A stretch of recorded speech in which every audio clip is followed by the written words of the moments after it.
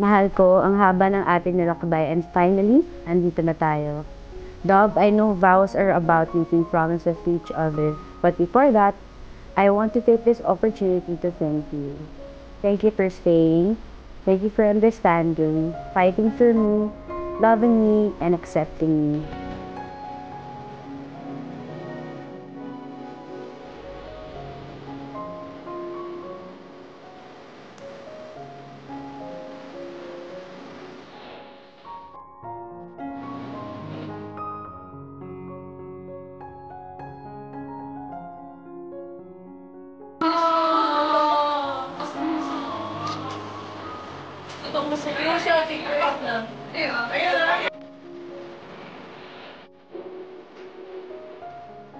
Ano matutulong ko sa akin? Ito, ano matutulong ko sa amin tama?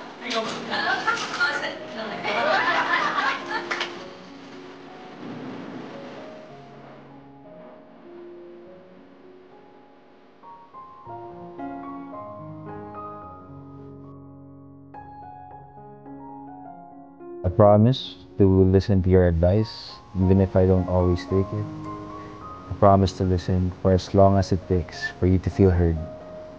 I vow to always protect you from harm, to stand with you against your troubles, and to look for you when I need protection. Hi! Wow! Wow! Pangalan niya. Lahat na sisigap mo ang pangalan. Gabi, thank you.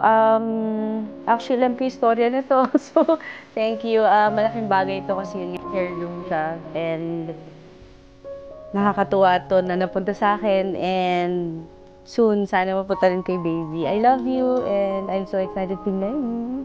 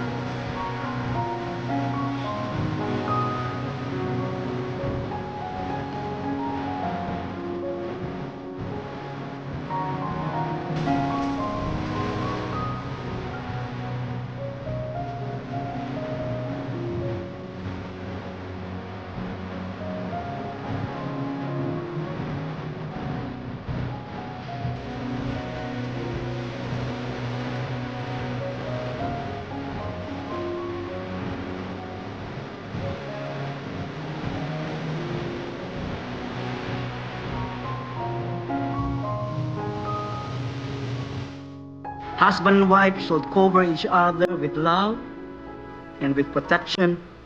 Again, sabi ko nga sa iyo, Bully and Ina, you don't leave your spouse in the middle of darkness, even in the middle of the fire. At ang sabi ng Panginoon, my presence will never leave you. I'll go with you always to the very end of the age.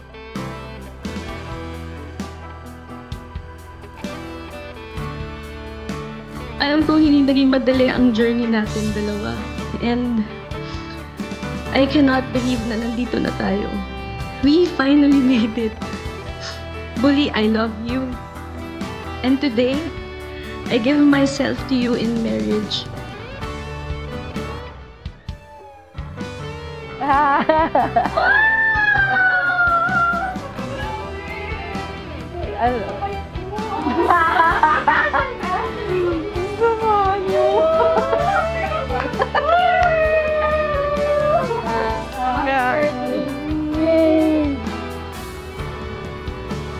Promise to hold your hand every time we cross the street. I'll make sure my applause is the loudest every time you sing.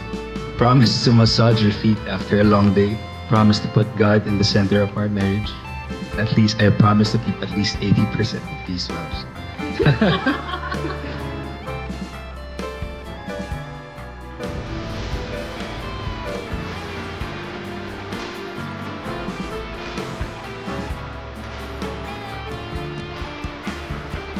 This is the reason why we are here.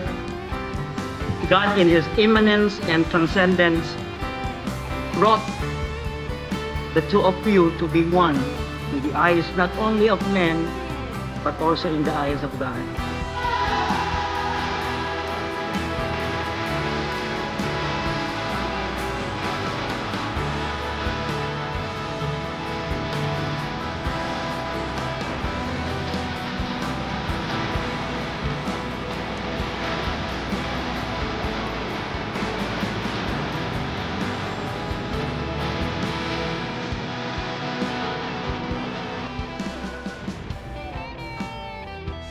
The bright future I see ahead exists because of your love and support.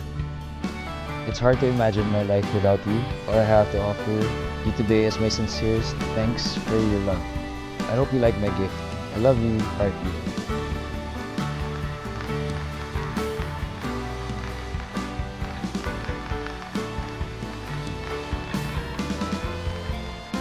I thank God everything for finally bringing us here.